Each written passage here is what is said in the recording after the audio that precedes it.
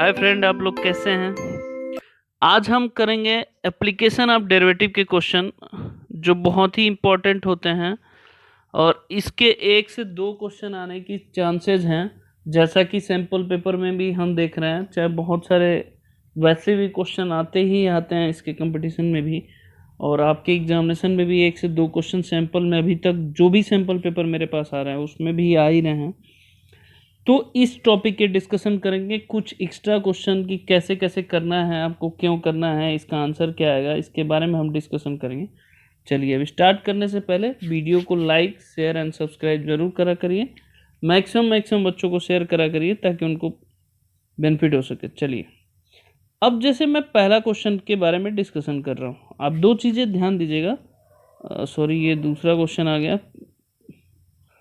पहले क्वेश्चन की तरफ हम डिस्कशन कर रहे हैं। आप एक चीज ध्यान दोगे, यहाँ कर की local minimum value of the function है f x equal to sine power 4x plus cos power 4। Local minimum की बात कर रहा है। अगर ये ये पाई/2 है, थोड़ा सा वैसे लिख दिया पाई स्क्वायर, तो 0 पे अगर रखेंगे तो कितनी वैल्यू आएगी? 1।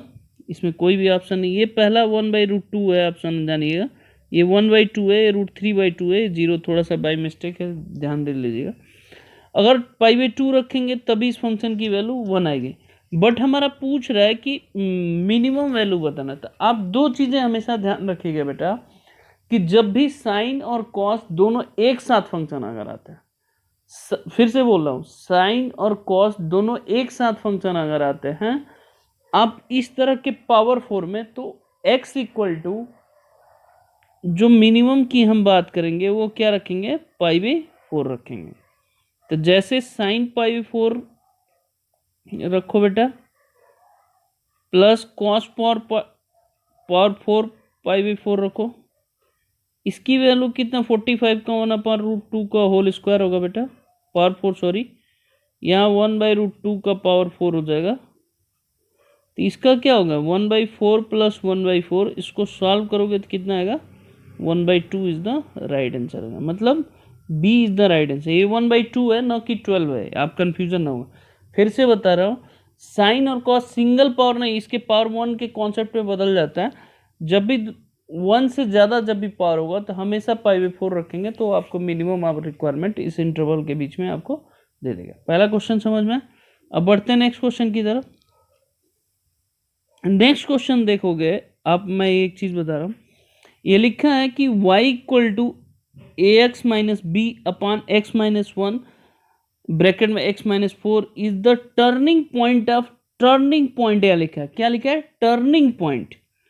आप find the value of a and b। ये आपके क्वेश्चन है, बहुत ही मोस्ट इंपॉर्टेंट क्वेश्चन, ये पूछा गया है। टर्निंग पॉइंट क्या होता है मैं आपको बता रहा हूँ। टर्निंग पॉइंट का मतलब ये होता है कि जहां पे स्लोप इसका 0 मतलब मोड़ा हो, तो स्लोप 0 करेंगे तो इसका डेरिवेटिव करो सबसे पहले। तो आप जानते हैं इसमें क्वोशेंट रूल आएगा। क्वोशेंट रूल आएगा तो पूरे का स्क्वायर कर लेते हैं। इस दोनों को मल्टीप्लाई करके मैं लिख देना, x² माइनस 5x प्लस 4 हो जाएगा, इसका होल स्क्वायर हो जाएगा। अब देखिए, x² माइनस 5x प्लस 4 होगा। ax माइनस बी का करेंगे तो कितना आएगा? a आएगा माइनस ax माइनस बी, और इसका करोगे तो कितना आएगा बेटा? 2x माइनस 5 हो गया। अब इसका क्रॉस मल्टीप्लिकेशन करोगे, ये 0 हो गया। अब यहाँ पॉइंट देखिए क्या है, 2 और 1 है, तो इसका मतलब x की जब 2 रखना है तो इसमें 2 पुट करो बेटा, तो 2 का होल स्क्वायर माइनस 5 इंटू 2 10 होता है, प्लस 4 यहाँ आ गया a माइनस, यहाँ हो जाएगा 2a माइनस बी, यहाँ 4 माइनस 5 हो जाएगा। क्लियर है यहाँ तक? अब देखिए, ये 4 8 हो गया। अब माइनस 10 कितना हो गया? माइनस 2a हो गया। ये माइनस 1 आएगा, इधर लिखो, प्लस 2a माइनस बी होगा, कैंसिल। तो b की वैल्यू क्या आया? 0। तो जैसे ही b की वैल्यू 0 आ गया तो इसका मतलब देखिए यहाँ ऑप्शन में लास्ट में 0 कौन सा है? D. D is the right answer होगा। ये रहा पहला कॉन्सेप्ट, पहला चीज आपको क्लियर होगा। दूसरा जो टर्निंग पॉइंट होगा वो इस कर्व को भी सेटिस्फाई करेगा। तो बी की वैल्यू 0 रखोगे और एक्स की वैल्यू 2 रखोगे, बी की और वाई की वैल्यू -1 रखोगे बेटा, तो ए की वैल्यू आ जाएगी 1 और 0। ये आपको क्वेश्चन समझ में आया? फिर से बता दें, टर्निंग पॉइंट का मतलब जहाँ कर्व, जहाँ स्लोप क्या होगा, 0 होगा, वहाँ से इसकी वैल्यू बी जैसे 0 होगा तो ऑप्शन के अनुसार आप टिक कर सकते हैं। क्लियर हुआ? इसमें किसी को कोई डाउट है तो फिर भी पूछ सकते हैं। टर्निंग पॉइंट का मतलब यहाँ समझना है। क्लियर है? आगे चलते हैं। हाँ, ये मोस्ट इंपॉर्टेंट क्वेश्चन है, बहुत बार आया है। एक चीज ध्यान दीजिएगा, ये बहुत बार आया। कर कि साइन पर पी थीटा कॉस पर P Q theta attain A maximum value of theta. तो जब भी इस तरह की पावर की बात करें तो हमेशा साइन कॉस होगा, तो हमेशा जो थीटा की जो वैल्यू, साइन कॉस दोनों एक साथ है तो टेन के फंक्शन में ही आएगा, मल्टीपल में आएगा। तो इसका याद रखिएगा, जब भी इन दोनों का पावर है तो इसका डायरेक्ट आता है थीटा इक्वल टू जो भी हमारा यहाँ होता है टेन इनवर्स, जो साइन का पावर होता है पी रूट में पी अपॉन क्या आएगा, क्यू आएगा। ऑलवेज ए फिक्स है। अगर ऐसी एग्जांपल पूछे sine cube x cos square x अगर है तो इसका थीटा क्या आएगा, आप चेक करना चाहे तो ऐसे भी कर सकते हैं, tan inverse √3 divide by 2 is the right answer है। ऑलवेज जो थीटा की वैल्यू होगी ऑलवेज ये आएगी, मतलब साइन का जो पावर होगा अपॉन डिवाइड बाई कॉस का जो पावर होगा वो होगा। क्लियर हुआ? इसमें किसी को कोई डाउट है तो पूछ सकता है इजली। तो इसके हिसाब से ए इज द राइट आंसर हुआ। क्लियर हुआ? अब बढ़ते हैं नेक्स्ट क्वेश्चन की तरफ। अब नेक्स्ट क्वेश्चन देखिए, यहाँ पे कह रहा है कि find the maximum profit of the company can make if the profit of function is given. यहाँ देखिए प्रॉफिट गिवन है, तो जब भी इस तरह का क्वेश्चन हो तो सबसे पहले एक्स आपको फाइंड करना होगा। तो इसको डेरिवेटिव करिए, पी डैश एक्स निकालिए, कितना आएगा 24 माइनस 36x होगा। तो जब भी पॉइंट निकालना होता है तो डेरिवेटिव को 0 करते हैं, 24 माइनस 36x, तो x इक्वल टू 24/36 लिखो, तो ये कितना हो जाएगा 2/3 होगा। x की वैल्यू 2/3 आ गया। अब मैक्सिमम वैल्यू निकालना है तो डायरेक्ट आगे मत करिए, सेकंड डेरिवेटिव चेक करने की, डायरेक्ट इसमें पुट करिए, px में पुट करिए। ये आ गया 41 है, तो 24 हमारा कितना निकला 2/3 माइनस 18 2/3 का होल स्क्वायर। इसको सॉल्व करिए, कितना 8 होगा, तो ए कितना होगा 41 प्लस 16, अब देखिए 3 3 जा 9 2 जा 18 हो जाएगा, -8 हो गया। इसको सॉल्व करिए, 49 इज द राइट आंसर। फिर बता रहा अगर मैक्सिमम पूछे प्रॉफिट कितना होगा, पी अगर कोई फंक्शन दे तो उसका डेरिवेटिव करेंगे, पहला स्टेप पहला डेरिवेटिव करने के बाद find the value of x करेंगे, जो वैल्यू एक्स आएगा उस फंक्शन में पुट कर देंगे। मैंने ऑलरेडी आप लोग बता रखा हूँ, तो ऑलरेडी उसमें जब पुट कर देंगे तो उसकी मैक्सिमम प्रॉफिट आपको आ जाएगी। क्लियर है? आगे बढ़ते हैं। नेक्स्ट क्वेश्चन देखिए, अब दो चीजें इसमें बताना है कि एक कर्व दे रखा है x³ plus x² plus x plus 1, then y क्या कह सकते हैं। y में याद रखिए, y में पूछ रहा है, आप इसको नहीं ये समझिएगा, समझने की कोशिश करिएगा इसको क्या कह सकते हैं। तो आप देखिएगा यहाँ पे लोकल मैक्सिमम लोकल मिनिमा की बात कर रहा है, नहीं हो सकता, एक कर मैक्सिमम होगा मिनिमा, इसकी बारे इसको सिंपल पहले डेरिवेटिव करिए, तो ये कितना आ जाएगा y dash equal to 3x² plus 2x plus 1। आप देखोगे अगर क्वाड्रेटिक का जो रूल होता है b² minus 4ac less than 0 आएगा, आप चेक कर सकते हो। तो 2 का whole square minus 4 into 3 less than 0, तो ये कितना आ गया -8 लेस देन 0। इसका मतलब जो भी इसका रूट आएगा कॉम्प्लेक्स रूट आएगा, ठीक है। तो कॉम्प्लेक्स रूट होएगा तो ये सी ऑप्शन बहुत लोग मारते हैं, ये गलत है। हमारा कब कॉन्सेप्ट देखते हैं, जब ये सब रियल रूट आता है तो उसके हिसाब से हम देखते हैं मैक्सिमम है कि मिनिमम है कि नहीं है कि क्या है। तो इसका आंसर कौन सा होगा, नन ऑफ दीज होगा, न कि C is the right answer. Clear हुआ? इसमें कॉम्प्लेक्स रूट है, जब भी कॉम्प्लेक्स रूट आता है तो वहां पे लोकल मैक्सिमम लोकल मिनिमा की बात हम नहीं करेंगे। क्लियर है? सबको समझ में आ गया? अब बढ़ते हैं नेक्स्ट क्वेश्चन की तरफ। नेक्स्ट क्वेश्चन आप देखेंगे, यहां पे मैं दो चीजें बताना चाह रहा हूं। ये क्वेश्चन आप वैसे भी कर सकते हो, सिंपल से भी कर सकते हो। इसमें कह रहा कि 1 मैक्सिमा 2 1 मिनिमा 2 मैक्सिमा होगा। यहाँ पे कह रहा कि 2 मिनिमा 1 मैक्सिमा, यहाँ हमारा 2 मिनिमा 2 मैक्सिमा 1 मैक्सिमा 1 मिनिमा। अगर मेरे से पूछोगे डायरेक्ट करने का तो मैं तो डायरेक्ट बता सकता हूँ, इसका D is the right answer. कैसे आएगा? अगर एफ एक्स को वाई ले लो, इस 1 को हम इधर शिफ्ट कर दें, +1 is equal to x to power 5।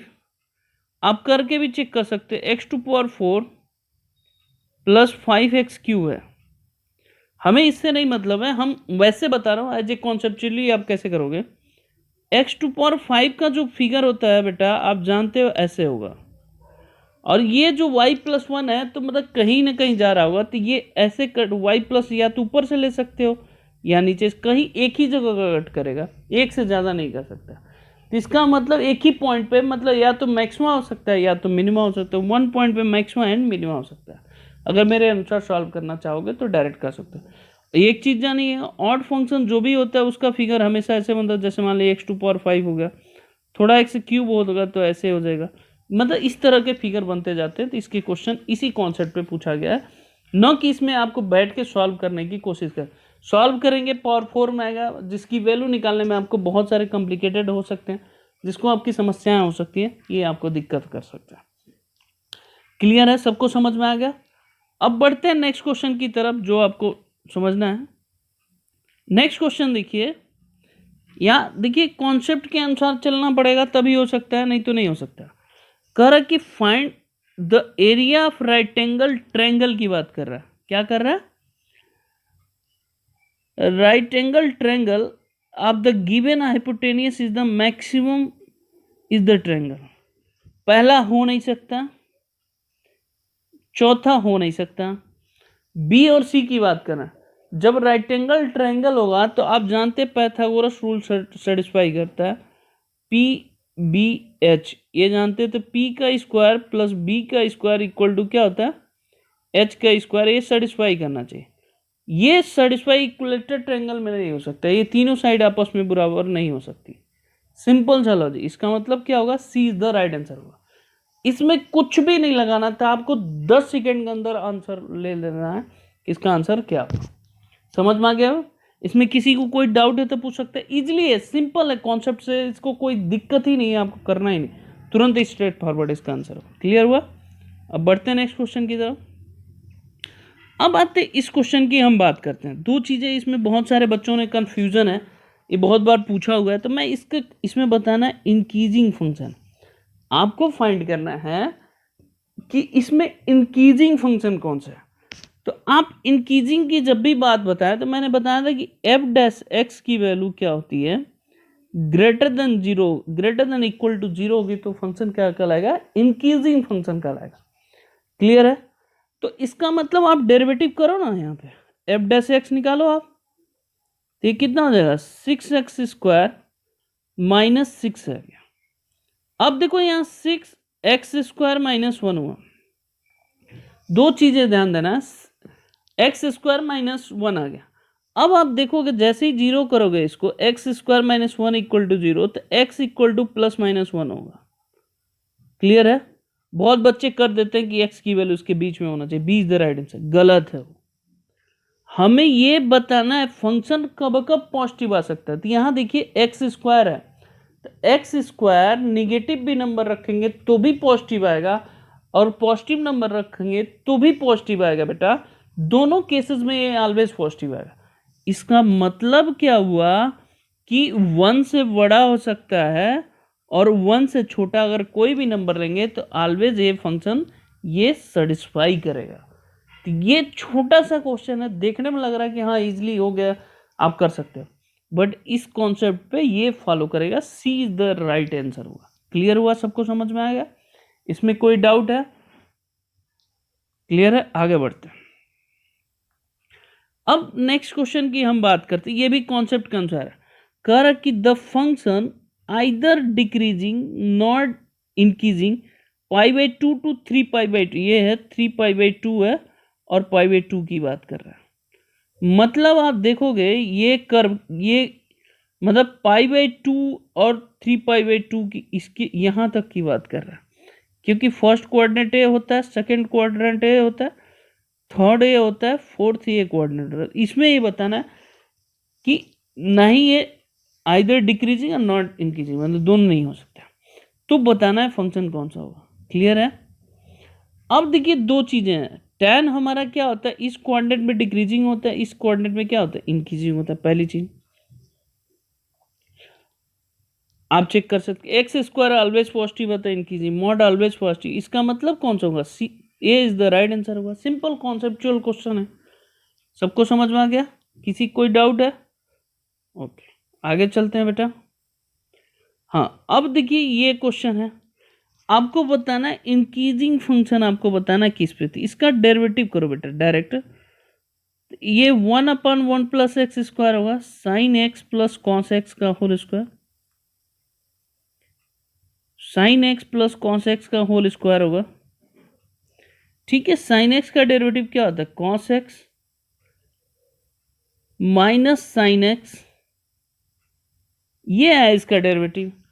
अब आप दो चीजें यहां ध्यान दोगे, अब ये फंक्शन इंक्रीजिंग शो करना है इस इंटरवल के, ये π/4 है, ये π/2 है, ये भी π/2 है, ये भी π/2 है, 0 to π/2 है, नन ऑफ दीज। तो दो चीजें ध्यान दोगे।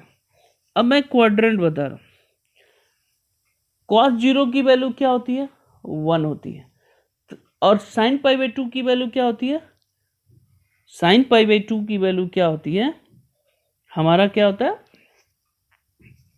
sin π/2 की वैल्यू हमारा क्या होता है, आप जानोगे इसमें। तो आप देखोगे cos क्या होता है, जैसे जैसे बढ़ता है वैसे क्या होता है, कम होता जाता है, साइन का बढ़ता जाता है। तो इसमें पूछा है इंक्रीजिंग, तो इंक्रीजिंग किसी में नहीं सेटिस्फाई करेगा बेटा, नन ऑफ दीज है। मैं क्यों बता रहा हूँ कि cos की वैल्यू 0 पे 1 होती है और 90 पे क्या होता है, 0 होता है, और इसका 0 पे 0 होता है, 90 पे क्या होता है, 1 होता है साइन का। तो जैसे जैसे बढ़ेगा ये हमारा क्या होगा, डिक्रीज करता जाएगा, और ये ज़्यादा होता है तो ये निगेटिव आ जाएगा, नो की इंक्रीजिंग है। तो इसलिए none of these is the right. ये भी एक कॉन्सेप्चुअल क्वेश्चन था जिसको आप इजीली कर सकते हो, इसमें कहीं भी समस्या आपको नहीं आएगी, सबको समझ में आएगा। किसी कोई डाउट है तो इसमें पूछ सकते हैं। क्लियर हुआ? अब बढ़ते हैं नेक्स्ट क्वेश्चन की तरफ। हाँ, यहाँ देखोगे एक करेगा find the equation of normal curve y equal to sine x at 0 0 की बात कर रहा है, किसकी बात कर रहा है, 0 0। तो आप इसका सिंपल डेरिवेटिव करिए, cos x हो गया cos x हो गया, फिर इसमें 0 रखना है आपको। तो cos 0 की वैल्यू क्या होता है, आप जानते हैं 1 है। तो ये हमारा जो भी स्लोप निकलता है वो किसका निकलता है, टेंजेंट का। तो मैंने बताया था slope of tangent into slope of normal is equal to क्या होता है, -1 होता है। तो टेंजेंट का रखो, नॉर्मल का निकालो, कितना होगा, 1 इज इक्वल टू -1। तो टेंजेंट का स्लोप कितना होगा, -1 हो गया। अब इक्वेशन ऑफ टेंजेंट का फॉर्मूले में रख दो, इक्वेशन ऑफ टेंजेंट, आप जानते हैं इक्वेशन ऑफ टेंजेंट का फॉर्मूला क्या होता है, y minus y1 is equal to slope, sorry tangent करें नॉर्मल, हमने इसका स्लोप निकाल लिया तो इसमें डायरेक्ट पुट कर सकते हैं स्लोप x माइनस x0। अब कुछ लोग करते हैं -1 अपन स्लोप, तो वहाँ भी कर सकते हैं। तो y माइनस 0 इसकी वैल्यू कितना है, -1 x माइनस 0। तो ये सॉल्व करोगे तो y plus x equal to क्या आ जाएगा, 0 is the B is the right answer होगा। सबको समझ में आ गया? ये सिंपल क्वेश्चन था इजिली, जिसको आप इजिली एक तरीके से कर सकते हो। कोई डाउट है इसमें? अब बढ़ते हैं नेक्स्ट क्वेश्चन की तरफ। नेक्स्ट क्वेश्चन देखोगे, इसमें ठीक से समझने वाले की बात है, अगर आप नहीं समझ पाए तो क्वेश्चन नहीं हो पाएगा। जब भी इस तरह का क्वेश्चन दे तो बेटा सबसे पहले अगर पूछे कि फाइंड द कर्व, ये है parallel to the line, line की पॉइंट है तो बताना है कौन सा पॉइंट इसमें सेटिस्फाई करेगा। आप वैसे चेक कर सकते हो कौन सा सेटिस्फाई कर रहा है कि नहीं कर रहा है। तो हम सिंपल सा पहले डी से शुरू करते हैं। मैं मोस्टली आप एग्जामिनेशन में डी से शुरू करना, क्योंकि बी और सी या डी में से आंसर होता है, ये बहुत कम होता है। तो मैं डी से ही शुरू कर रहा हूँ, ऐसा नहीं कि मतलब देखते हैं चेक करते हैं।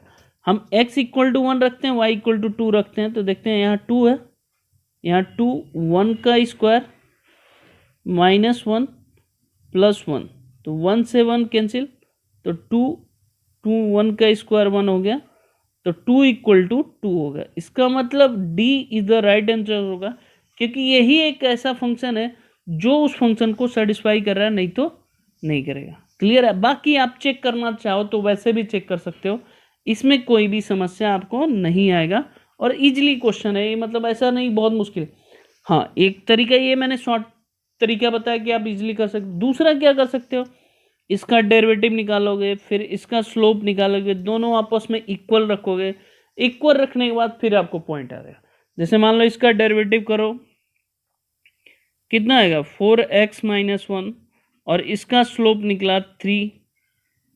तो आप इक्वल रखोगे, इन दोनों को इक्वल रखोगे तो x की वैल्यू आएगी। x देखो 4x इक्वल टू 4, तो x इक्वल टू 1 आया। तो चाहे ये तरीका करो, मैंने ये बताया कि आपको टाइम कैसे बचा के अनदर क्वेश्चन पे डिस्कशन करना होगा, अनदर क्वेश्चन पे आप कर सकते हो। तो आप उस कर्व को डायरेक्ट सेटिस्फाई करके भी चेक कर सकते हो, इसका इजीली आंसर ये आएगा कि नहीं आएगा। सबको समझ में आ गया? इसमें किसी को कोई डाउट है तो पूछ सकता है बेटा। क्लियर है? अब बढ़ते हैं नेक्स्ट क्वेश्चन की तरफ। करा a particle moving along a curve, ये दे रखा है। If AC equal to B square, then particle moving with the uniformly मतलब होना चाहिए। तो फिजिक्स वाले बच्चे ज़्यादा बता सकते हैं कि ये रोटेशन होगा कि वेलोसिटी होगा, एक्सेलरेशन होगा। तो ये आप तो सबसे पहले इसका डेरिवेटिव करो बेटा, क्या आएगा, dx/dt निकालो, कितना आएगा 2AT प्लस b आ गया। अगेन डेरिवेटिव करो, तो अगेन डेरिवेटिव करोगे बेटा तो इसका क्या आएगा 2 है, मतलब फ्रीली, मतलब एक कोई भी वेरिएबल नहीं है। तो एक बार डेरिवेटिव करते हैं तो उसको क्या बोलते हैं, वेलोसिटी बोलते हैं। दो बार डेरिवेटिव करते हैं तो उसको क्या बोलते हैं, एक्सेलरेशन बोलते हैं। ये जितने कॉमर्स वाले बच्चे हैं वो ध्यान दे सकते हैं। एक बार डेरिवेटिव करते हैं तो उसको क्या बोलते हैं, वेलोसिटी बोलते हैं। दो बार डेरिवेटिव करते हैं तो क्या बोलते हैं, उसको एक्सेलरेशन बोलते हैं। एक्सेलरेशन क्या होता है, rate of change in velocity होता है, तो उसको हम क्या बोलते हैं, एक्सेलरेशन बोलते हैं। तो इसमें जो आंसर होगा, जब कांस्टेंट किस पे आ रहा है, मूविंग अराउंड में, तो acceleration is the right answer. ये भी वैसे कॉमन लेके पूछा जा सकता है, तो इसलिए मैंने सोचा ये क्वेश्चन थोड़ा डिफरेंट टाइप का, आप ही के चैप्टर वाइज क्वेश्चन था, इसलिए मैंने सोचा ये डिस्कशन कर लेते हैं। ये आपको समझ में आ गया? तो ये रहा। अब बढ़ते हैं अगले टाइप के क्वेश्चन। हाँ, यहाँ देखो एक कर रहा है कि the local revenue receivable sale x product of the given, ये मतलब ऐसे है, आप थोड़ा समझ लीजिएगा। ये है 3x² प्लस 36x प्लस 5 है। टोटल रेवेन्यू ये दे रखा है। तो पूछ रहा है कि मार्जिनल रेवेन्यू, ये आपके सिलेबस में भी है, ऐसे नहीं कि आप इसको चेंज कर सकते हो। तो मार्जिनल रेवेन्यू पूछ रहा है कि कितना होगा। तो मार्जिनल रेवेन्यू का मतलब ये है कि रेवेन्यू को डेरिवेटिव कर देते हैं तो हमारा क्या आता है, मार्जिनल रेवेन्यू आ जाता है। तो इसका डेरिवेटिव करो बेटा, कितना आएगा 6x प्लस 36 होगा। क्या होता है 6x प्लस 36 होगा। x इक्वल टू 5 रखो यहाँ पे, प्लस 36। तो आप जानते हैं 6 5 का कितना होता है 30 प्लस 36, ये कितना होगा 66 हो गया, वो हमारा इज द राइट आंसर। फिर बता दें, मार्जिनल रिवेन्यू अगर दिया रहा, सॉरी रिवेन्यू दिया रहा है, तो उसको डेरिवेटिव कर दें तो क्या आता है, मार्जिनल रिवेन्यू आता था। ठीक है, ऐसे ही अगर कॉस्ट, सपोज करो कॉस्ट गिवन है बेटा, तो अगर मार्जिनल कॉस्ट बोलेगा तो उसको डेरिवेटिव कर देंगे तो क्या हो जाएगा, मार्जिनल कॉस्ट हो जाएगा। ये आप ध्यान देना, ये दोनों छोटे छोटे क्वेश्चन है, जिसको आप डेरिवेटिव करोगे तो मार्जिनल कॉस्ट आ जाएगा। ऐसे रिवेन्यू को, आर को डेरिवेटिव करोगे तो मार्जिनल रिवेन्यू आ जाएगा, ये कॉस्ट है। क्लियर है? बढ़ते हैं नेक्स्ट क्वेश्चन की तरफ। अब नहीं है तो अभी तक ये जो एप्लीकेशन ऑफ डेरिवेटिव के जितने क्वेश्चन थे जिस टाइप के पूछे जाते हैं वो मैक्सिमम क्वेश्चन हमने कवर किया। अगर वीडियो पसंद आए तो please like share and subscribe जरूर करा करिए। ओके, धन्यवाद बच्चों।